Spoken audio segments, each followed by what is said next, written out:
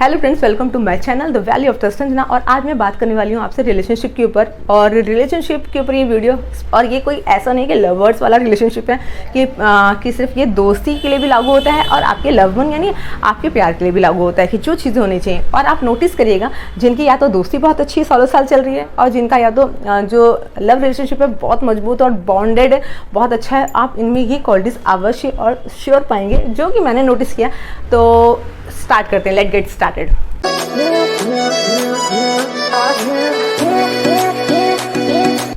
सबसे पहले तो वफादारी होनी चाहिए, यानी कि किसी भी रिश्ते की जो मजबूती, जो नींव होती है, वो होता है कि अगर आप उम्मीद करते हैं कि दूसरा पर्सन 100% आपके प्रति वफादार है, तो सबसे पहले आपको वफादार होना पड़ेगा, तब आप दूसरे से उम्मीद कर सकते हैं इस चीज़ की। तो वफादारी किसी भी रिश्ते में बहुत ज़रूरी है और ये एक इम्पॉर्टेंट चीज़ है। ऐसा नहीं होना चाहिए कि दूसरा आपसे कुछ चीज़ अपनी शेयर करता है और उसका आप ढिंढोरा पूरे समाज में पीट देते हैं, तो वो चीज़ बहुत ही रॉन्ग हो जाती है कई बार, क्योंकि ऐसे बहुत सारे लोग हैं। अगर मैं ऐसे फ्रेंडशिप के जोन पे अगर देखूं तो कई बार ऐसा भी होता है कि आप अपनी बहुत ही निजी चीज़ें शेयर करते हैं और कुछ लोग होते हैं वो बिना सोचे समझे उनको अदर स्प्रेड करते रहते हैं, तो वो एक पब्लिक चीज़ बन जाती है, तो वो बाद में जाके सामने वाले को बहुत नुकसान देके जाती है।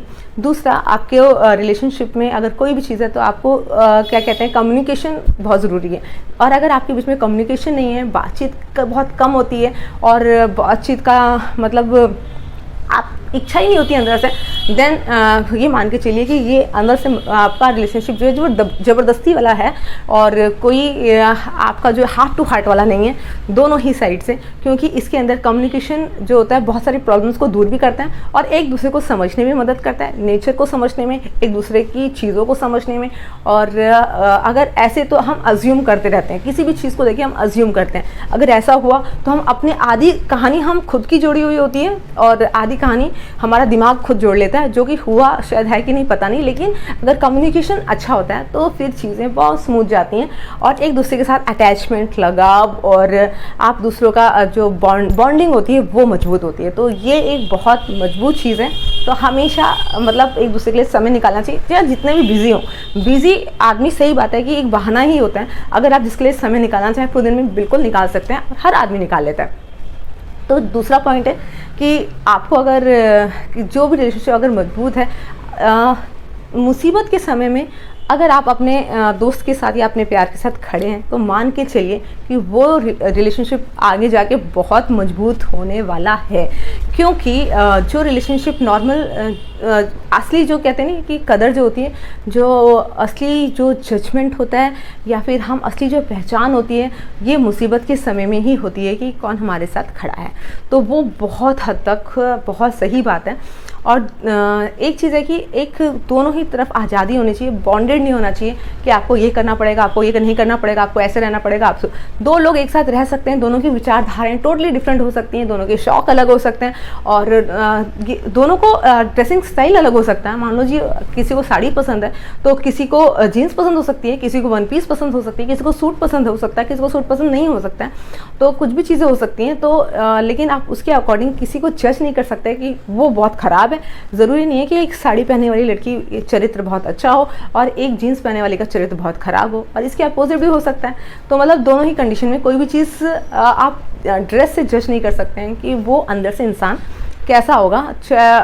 तो किसी अपने हिसाब से उसको रहने दीजिए और जैसा वो है इंसान उसको ऐसे ही एक्सेप्ट करिए, तभी आपकी दोस्ती और प्यार दोनों टिके। आगे बात करते हैं कि किसी भी रिलेशनशिप के लिए क्या ज़रूरी है, क्या आप खुश हैं। कई बार होता है कि हम लोग जाते हैं, उठते हैं, बैठते हैं, लेकिन हम ना दिल खोल के बात कर सकते हैं उस इंसान से, और ना तो हम अपनी चीज़ें शेयर कर सकते हैं। जाते हैं, बैठते हैं, खाते पीते हैं, चले आते हैं। कुछ लोग ऐसे होते हैं जिनके साथ ऐसी चीज़ें होती हैं, तो क्या हम उनको अच्छी फ्रेंड्स की कैटेगरी में या रख सकते हैं? और अगर आप कहें कि अगर आप प्यार अपना मानना चाहें तो क्या उनको उस कैटेगरी में रख सकते हैं? नहीं।